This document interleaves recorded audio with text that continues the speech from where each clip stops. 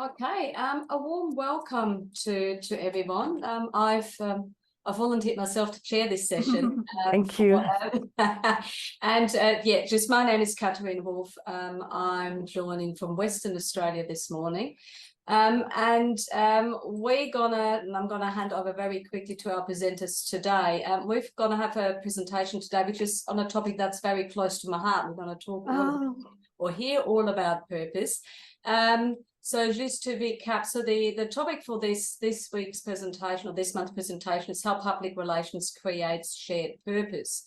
And it basically, our presenters are going to look at the evolution of corporate social responsibility, which has been such a core function in public relations research and practice, really. It's one of the key things that gets associated with public relations practice. But the argument is that CSR is no longer merely a standalone strategy of an organization to engage with its stakeholders for goal attainment. So hence today we're going to hear all about purpose and a study that looked into purpose. I'm going to leave the definition of purpose in itself to our presenters, because I'm pretty sure they're going to go further into it. But basically, we're going to hear today about a case study on how the purpose of a New Zealand-based organisation in both New Zealand and Australia affected the organisation's operation and engagement with its key stakeholders in resolving aging care issues, and the implications from this case studies will shed light on the possibility of developing a shared purpose among the organisation and stakeholders. So rather than just looking at stakeholders as a means to an end.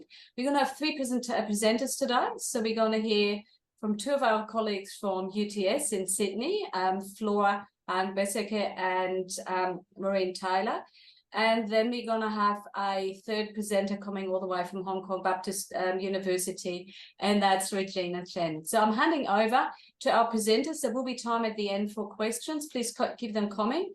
And I believe Maddie has also enabled the Q&A function, so please use that in the in Zoom as well. Over to you. I think, Flora, are you starting off? Yes. Thank you very much, Katharina, for the introduction.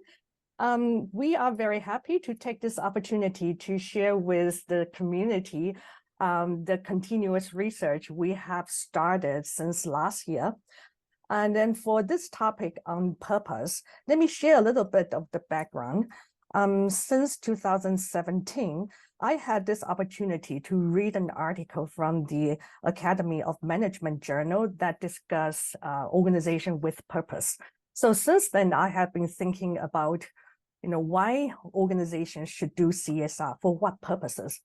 And for the academic community friends, many of you know that CSR and CSR communication has been our research focus over the years.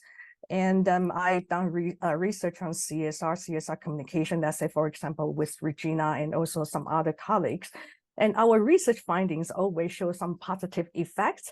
For example, like CSR communication would help consumers to make their purchase decisions, or CSR communication would be conducive for the relationship between an organization and stakeholders. And also sometimes at a crisis time, CSR could also be an effective crisis communication strategy. But however, is this really why an organization should do CSR? So what is the real purpose for doing CSR for an organization? So because of the topic on purpose, so then we think, it is important to really examine at organization strategic level. So the topic of purpose is important because with the purpose, it will guide an organization's behaviors and strategy development. So in today's presentation, we would like to share with you what we think purpose is, and then also the role of communication in the purpose development process. And if you look at the literature in public relations, so far, very few research have been conducted on the effect of purpose. But then there is no research yet being done on how a purpose can be established and the role of public relations or communication in this process. And before we really start discussing the research, let me share with you the CSR research evolution, because this will also, sort of tell you what led us to do the research on purpose. So bear with me to talk about research that, conducted a long time ago. It started in like the mid-20th to the end of the 20th century. In 1953, Howard Bowen published a book called Social Responsibilities of the Businessman, and he was concerned about how managerial decisions, policies, and actions would be pursued based on the values and objectives of the society. So in his book, he asked what responsibilities to society may businessmen reasonably be expected to assume. And in the 60s, it seems to be a very interesting time because there were a lot of social movements, let's say, for example, civil rights movement, women's rights movement, consumer environment movements. So those movements sort of serve as the catalyst for corporations to start thinking about what they should do with the society, what kind of contract they should have, for their relationship with the society. And then when it moved to the 70s, the definitions of CSR sort of proliferated because companies, they realized that they know that they have realized the expectations from the society. And then they also realized there were more regulations from the government. So they feel like they need to respond to those expectations and regulations. Then there are different kinds of CSR definitions, from CSR1 to CSR2 and to CSP.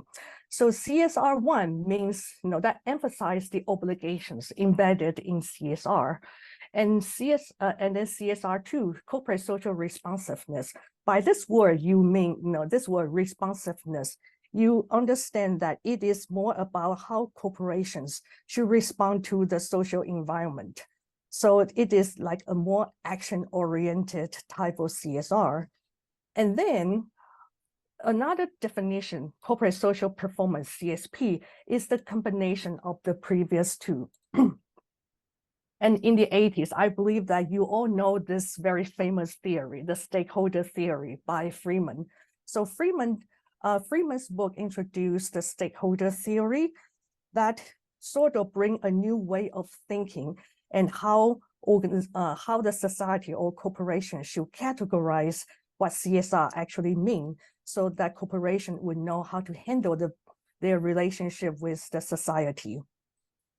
And then many of you know the concept of CSR pyramid that was published in 1991 by Carroll, that in this pyramid, the foundation, the bottom of this pyramid is the economic responsibilities. And one level up is the legal responsibilities. And then we move up to the ethical responsibilities. And on top of that is the philanthropic responsibility. And this concept, CSR pyramid, was very welcomed by the academics and the corporations because, especially for corporations, because the emphasis of the economic responsibilities, that make corporations to justify why they do business. Economic contribution is also a way of performing CSR. So now, when we move to the 21st century, you can see that the investigation on CSR sort of reflect to what it started in the 50s, but it has more refined concepts and discussions. The questions asked in this era is, to whom a corporation responsible? For what is the corporation responsible? And how should corporate behave? And because we talked earlier about this CSR pyramid with the foundation of this economic responsibilities, so that corporations, are happy about like their economic contribution can be part of their CSR behavior. And then in this era, that there are more research focused on the relationship between corporate social and financial performance. And then the debate of CSR continued. Some people would consider whether CSR should be just only pro-social, or CSR can also bring some tangible rewards to an organization. So in responding to this debate, the famous Harvard Business School professor, Michael Porter, developed this concept, creating shared value, we say CSV, with his colleague. And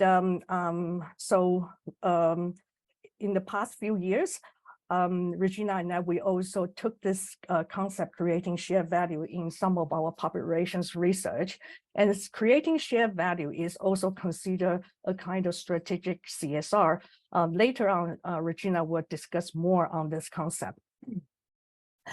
And then you guys all know very well about sustainability. That is also the topic started widely discussed in this century. So sustainability represents a more balanced approach because it focuses on economic, social, and environmental sphere that need to be more balanced. So business corporations like this concept because, of course, it mentioned about economic contribution, and it also mentioned about social and environment. And this concept, sustainability, is welcome because it focuses not just only at this moment, not just only now, but it also focuses on the future. So then next, we move on to the purpose-driven business. So then after we talk about whether corporations should, when they do CSR, whether they should be pro-social or whether they can also have some tangible rewards, you know, it all move up to one level up at the organizational level. That is why organizations are doing things this way. So then they start focusing on the topic of corporate or purpose-driven business or purpose-driven organization. And if we see a lot of practices nowadays, whether it is about climate change, gender or racial equality, corporations, they are advocating the values that they believe. So from those practices, you can see that the paradigm has shifted to not just only focusing on profit making, but they would like to know what kind of contribution, what they can do for the society. And Business Roundtable, maybe some of you know that it is an association of CEOs from US leading companies to promote US economy, and it is actually also a lobbying group to the US government. They released a statement in 2019 that in this new statement, this statement was signed by 181 CEOs that they would like to commit to what they can bring the changes to the society. And then in this statement, they mentioned about stakeholders' interests are as important as shareholders' interests, because they realized that the high expectations from the society on how business could contribute to the society. And in 2020, McKinsey report also mentioned that of all the Fortune 500 CEOs, more than 90% of them consider social goals more important than just only pursuing profits.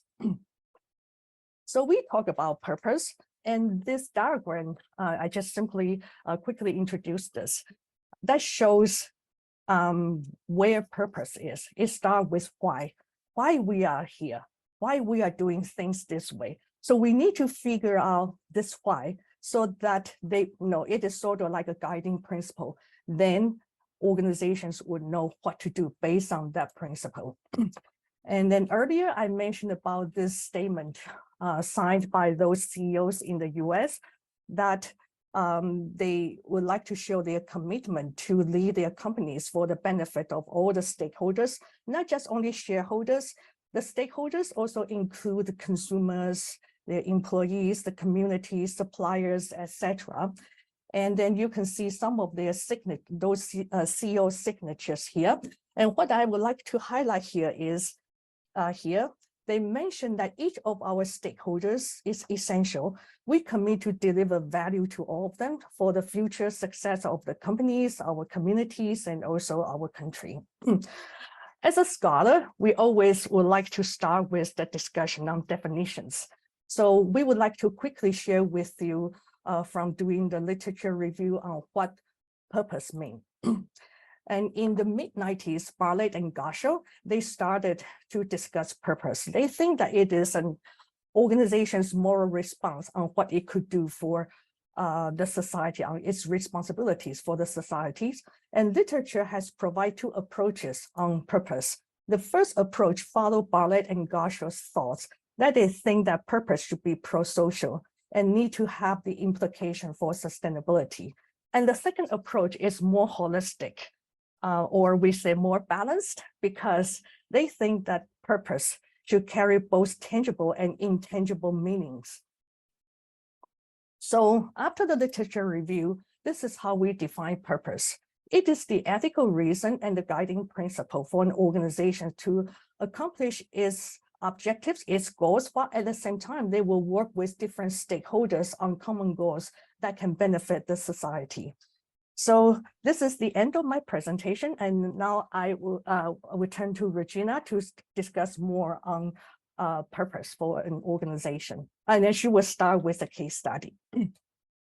Thanks, Flora. So as Flora said, in addition to conducting a comprehensive literature, we also have conducted a case study to inform our theorization of purpose-driven organization and communication.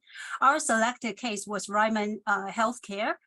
You might have heard of this company, and I will refer to it simply as Ryman from now on out. Ryman operates retirement villages and rest homes in New Zealand and Australia using a business model of continued care. The company was established in 1984 by Kevin Hitman and John Ryder after Hitman saw the poor rest home condition when he then was a private investigator, inspected a fire-damaged retirement village. The two founders developed their business model with the aim of improving the way in which senior people live and are cared for. And Ryman's purpose is to provide retirement villages and rest homes that are good enough to mom and or dad. So as of 2022, Ryman has developed 25 retirement villages and rest homes in different locations in New Zealand and Australia. So next slide, please. Ryman actively communicates its purpose to its stakeholders through multiple means and channels. First and foremost way it does so is by telling the story of its founding, seeing the burned down rest home that inspired him to start the business, which I just shared with you. The story itself is an effective way to articulate and activate Ryman's purpose for two reasons. One, it signifies the authenticity of Ryman's purpose. And two, it resonates with almost everyone who has a mom, a parent, or a senior person they care for. And in addition to the purpose story, Ryman communicates its business model and corporate policies that reflect its purpose, demonstrating how it stands out from other operators. Furthermore, it consults with other stakeholders, including shareholders, consumers, employees, and governments to refine its business model and to strengthen the environment where it operates to deliver its purpose. For example, Ryman develops white papers to advocate its thought leadership on why its business model is most effective in providing affordable quality care for seniors in the two countries and to influence the national policy of the two countries to enable as many senior citizens as possible to enjoy such care. Ryman also used purpose to attract and recruit top talent as evidenced by its recruitment advertisements. All in all, Ryman utilizes different communication means and channels to send a consistent message to its stakeholders that company does what it does because of its purpose. Next slide, please. So Ryman believes in and advocates its purpose that was initiated by its founders, as many other companies do. Our theory focus, however, is on a shared purpose. Next slide. A shared purpose, as defined by Ryle et al., is a purpose. Next point, please. Yes, the shared purpose was defined by Ryle et al. Is a purpose co-developed by the management and the stakeholders, essential for bringing values to different stakeholders. Next slide, please. So Ryle et al.'s argument provide a rationale for why we focus on a shared purpose rather than a corporate purpose. According to the scholars, a true purpose-driven organization that unlocks its full potential is an organization in which employees' personal purpose naturally connects to organizational purpose. It is because in the 21st century, as you all know, where rapid changes and uncertainties are common, employees seek meaning in their work to develop their personal purpose in life. Thus, rather than treating employees as machines or organisms to achieve organizational purpose and objectives, organizations management nowadays should shift to help employees fulfill their personal purpose through the organizational purpose. We believe that this phenomenon also applies to stakeholders other than employees, such as investors, consumers, suppliers, NGOs, and community leaders who work or interact with organizations whose purpose is connected to their personal purpose in life. Therefore, a shared purpose that is co-developed by an organization and its stakeholder is more effective in driving stakeholders' supportive or exceptional behaviors. These behaviors, in turn, increase the contributions made by the organization. Next slide, please. Therefore, based on the discussion, we propose the following proposition.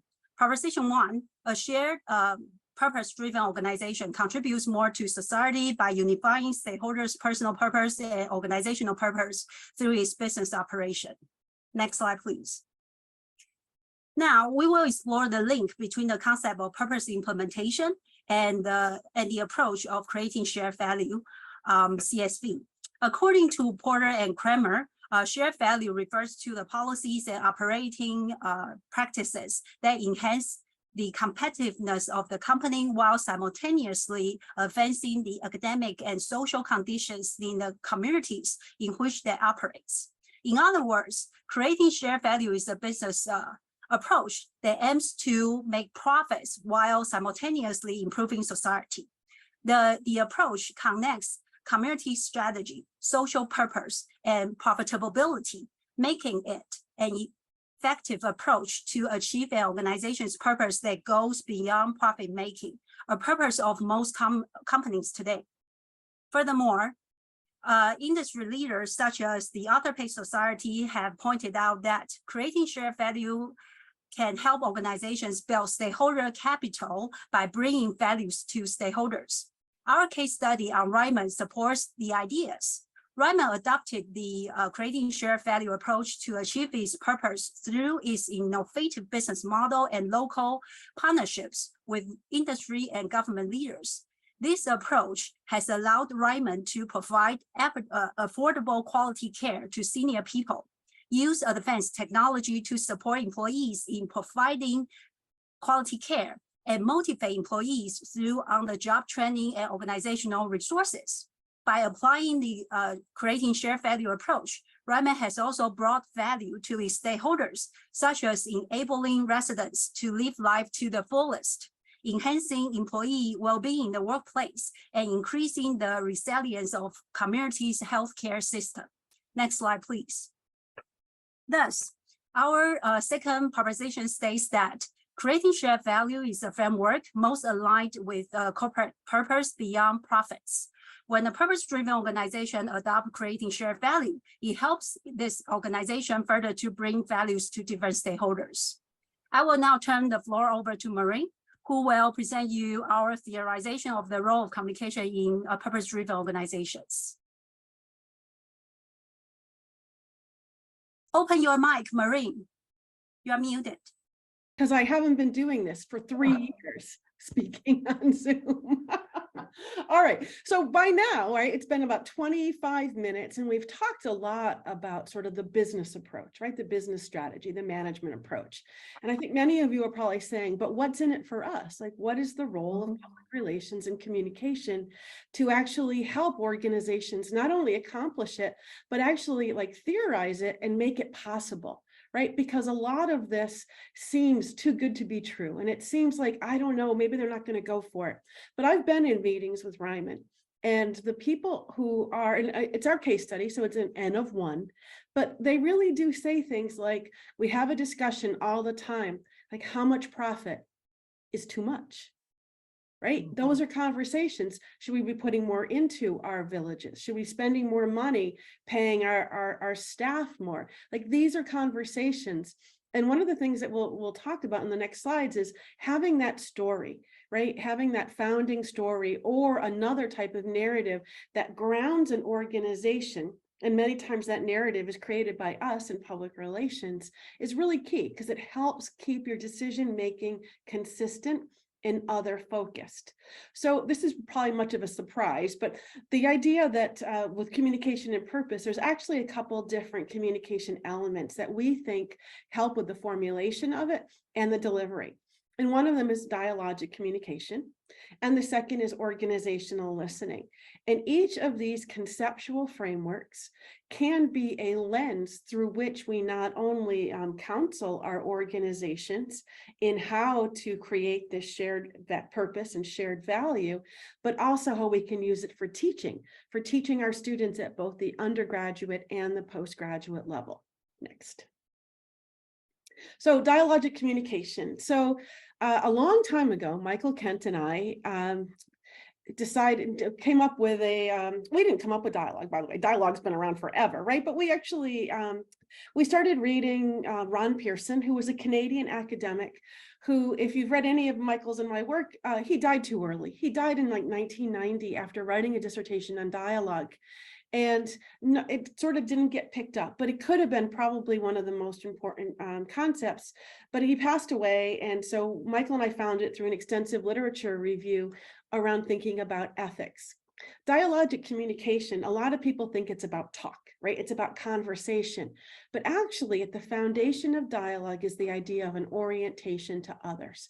And that we see as the foundational part of any interaction, whether it's interpersonal, interorganizational, societal, right? That you have a positive orientation to the others. Now, I may have told a few of you on this call, Michael Kent is my partner. And when we disagree on topics, sometimes he says to me, he says, Maureen, you are not coming to this conversation with a positive orientation to me. And I say, you're right. Okay, let's stop and let's talk about this in a certain way, because dialogic communication really is about the orientation to others. And it's the principle of mutuality, right? That emphasizes inclusion, collaboration, and the spirit of equality, right? Now we know society is not equal. So next slide. Next thing, there we go. We know that society isn't equal, but dialogic orientation helps to sort of flatten some of that out. Dialogic communication can be effective in deciding what is a shared purpose, because you can actually go to your stakeholders to identify what that shared purpose might be.